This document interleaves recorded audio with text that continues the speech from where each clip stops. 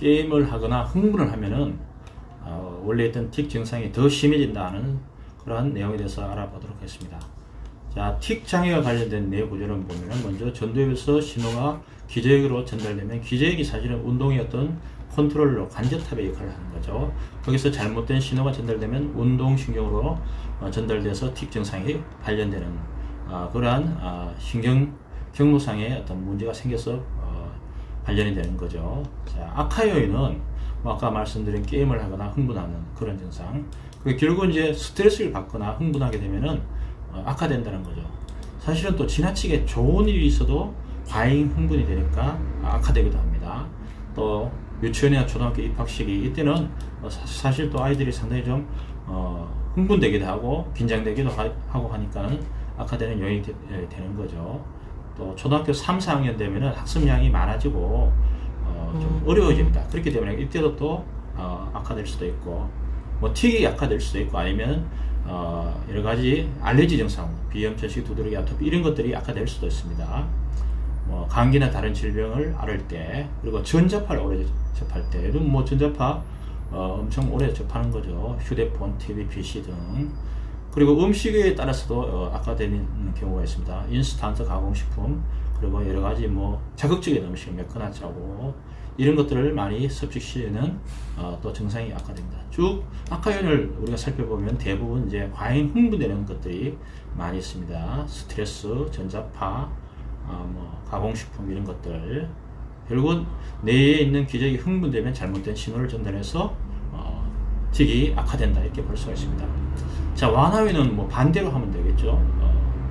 스트레스 받지 않고, 그 다음에 과로하지 않고, 그리고 자극적인 음식 먹지 않고 이렇게 되면 당연히 완화가 되는 거죠.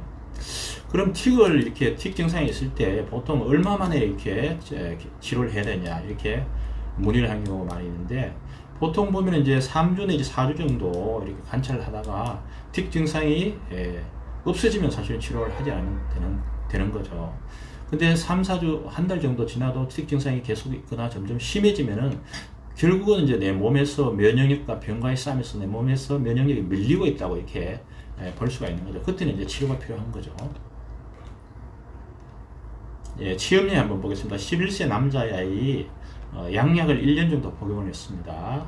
뭐 증상은 다 했습니다. 뭐 왔다 갔다 하는 거죠. 계속 전체적으로 다 나타나는 게 아니고 어떨 때는 눈, 입, 목, 손, 팔다리 뭐 또 킁킁거리거나 뭐 이런 증상들이 랜덤으로 왔다 갔다 하는 거죠. 그래서 저희가 이제 치료를 할 때 그 보호자분이 강력히 양약을 중단하기를 원하셔서, 그럼 양약을 중단하게 되면은 리바운드 증상이 나타날 수 있다고 고지를 하고 서로 이제 그런 부분을 인지하고 치료를 하니까 역시 양약을 중단하자마자 목을 이렇게 흔드는 증상이 아주 심하게 나타났습니다. 그게 거의 2개월 정도에게 나타났는데, 그동안 사실 서로 사실 되게 힘들어져, 보호자분이나 저나. 근데 2개월 정도 지나니까 이제 서서히 그 증상이 잡히면서 여러 가지 안정되는 것을 우리가 볼 수가 있었습니다. 그래서 생활에서는 게임을 줄이고 아까 말씀드린 것처럼 기저액을 흥분시키는 요인들, 전자파 이런 것들을 많이 줄이고 치료를 하게 되니까 3개월 정도 지나니까 큰 동작들이 이게 서서히 잡히면서 안정된 그런 케이스를 볼 수가 있었습니다.